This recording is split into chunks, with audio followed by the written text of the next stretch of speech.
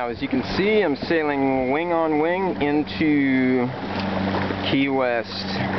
Way in the distance you can see a stack for a cruise line.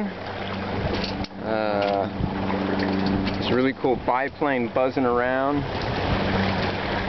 International airport's busy, flights going in and out, and trying to beat that thunderhead right over there that's created by the island effect. Rising heat over the islands. And this is just a great sail right now. Crystal clear blue water.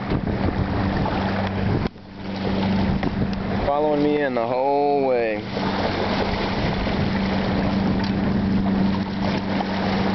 This has been the best day so far.